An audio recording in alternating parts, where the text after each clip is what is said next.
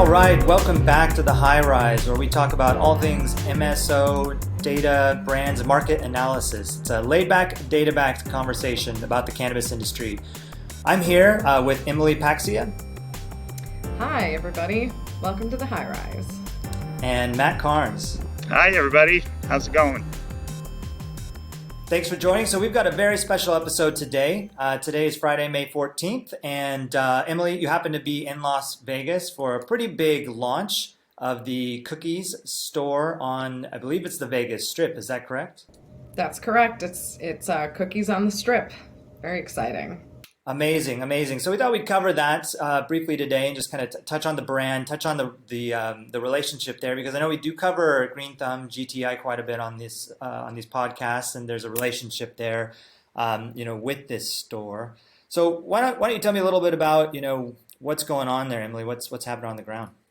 Yeah, I mean, so the Cookies on the Strip, Cookies partnered with GTI, who had the license from their acquisition of Essence a few years ago, to set this up as a cookie store. And very exciting, very excited to see how they went about on the execution of this store. You can see the pictures online if you look at like Berner's Twitter feed or his Berner is the rapper that is really, he's the genesis of the Cookies brand. And one of the things that's most amazing about how Berner has built a brand is he actually started with like clothing and accessories and really launched this brand Cookies and was able to evangelize this brand broadly because it wasn't confined to the limitations of licensing of cannabis. And then he took that and then tied it in and backed it up with his strength and his genetics, which is how, the name Cookies comes from the genetics that he's really kind of preserved and has been known to have best in class. And I think that that's one of the things that really drives a brand into perpetuity and into affection, is that it stands for something. So I think people are very attracted to what Berner represents as a person,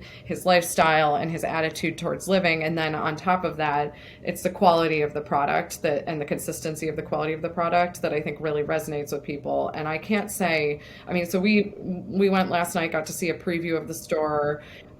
Absolutely gorgeous. Check it out. But then this morning, came back and the store was opening at first sale was going to be at 8 a.m. or first doors open at 8 a.m. this morning, and we got there at like 6:45 this morning, and it was hundreds of people in line. Everyone was wearing cookies boom boxes. I'm going to send some pictures over so you can see it. But I mean, the dedication to this brand and the way people have an affinity for it, I've not seen something like this in cannabis ever before. And I think we talk as an industry a lot about brands, but this is a brand that's truly figured out how to tie all of the pieces together to create that connectivity. So it was amazing. I mean, the excitement. And Berner came. Anyway, I'd love for you guys to weigh in. I can tell you more of the fun things that happened at the opening, but... Speaking of branding, incidentally, I saw, I guess it was maybe like 6 weeks ago, walking around the city, a guy with a Cookies T-shirt, which I thought and I gave it a double take because it's like, what? It's not out here yet. But interestingly, also, is that Cookies is also making a segue into the international market with their alliance with Intercure, an Israeli medical marijuana company.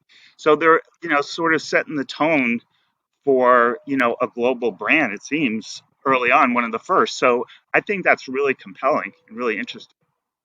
Yeah, it is a very interesting way to build a brand because you can get around the limitations of this fragmented market with things like a clothing line and having a personality like Berner that's out there, attracting a lot of attention around Cookies and hyping it up. And I think the boom boxes you mentioned, Emily, are a great example, right? If people are doing that, customizing that stuff, and then taking that to the retail stores, the dispensaries and medical markets, as they open up, I think is clever, and you can connect the dots between the two brands. I too have seen clothing. Cookies has done stuff here. I'm in Seattle, Washington, and there's been some Cookies presence, whether it's dispensaries or glass kind of stores and stuff. The brand has been here for sure, but I also see it in kind of like mainstream malls, just like kids wearing the clothes. So it is an interesting strategy. And then that's a great point about what's going on in Israel. I believe their shop is in Tel Aviv, or at least one of their shops. And you got one there, and then you got one on the Las Vegas Strip. I know they've got big flagship in Oklahoma.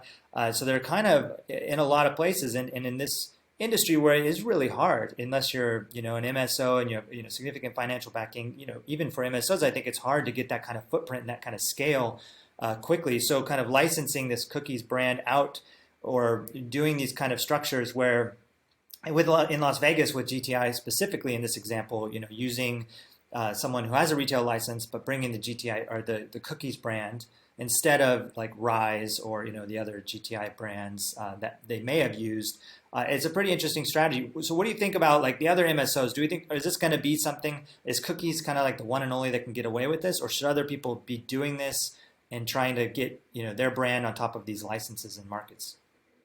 I mean, I think you have to really, it's not easy to build brands, and we've seen how this goes. And when you even see outside of the cannabis industry with just traditional consumer packaged goods, you have to work really hard to build something that creates that level of enthusiasm where people camp out for 2 nights to be the first one in line so they can shake Burner's hand and do this whole thing. And I think it's one of the reasons we haven't seen many of the other celebrity brands have as much of an impact, is because it's like, we have an idea and then let's just plug a celebrity into it to go, versus having it being born out of something that's really connected to the celebrity. And this relationship with GTI, I think people are starting to get to know the CEO of GTI, Ben Kovler, a little better. He plays really fun music before his earnings calls. He's on Twitter all the time, kind of sharing a bit more about his personality.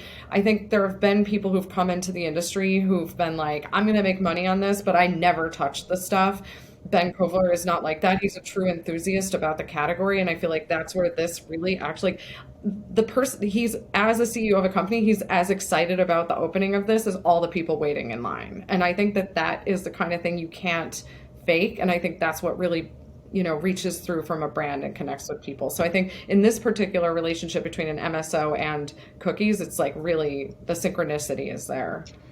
Yeah, I completely agree, and he's very charismatic, and yeah, I mean, I think what you see is what you get, and it's going to be interesting because it would not surprise me. I'm sure it wouldn't surprise me that they're already talking about kind of coming here to New York. Well, actually, I'm in Connecticut right now, but probably Connecticut as well. But to have some type of footprint with Cookies and GTI as GTI expands in New York. Maybe the guy with the T-shirt was a foreshadowing of that to happen. Is scouting locations. Yeah. Yeah, no, I love that. And one last thing I'll say about cookies, beyond like the clothing line and kind of the Burner brand, they're very passionate about genetics. From way back in the beginning, I think cookies genetics of flowers, kind of where they hung their hat, and I think that Yeah.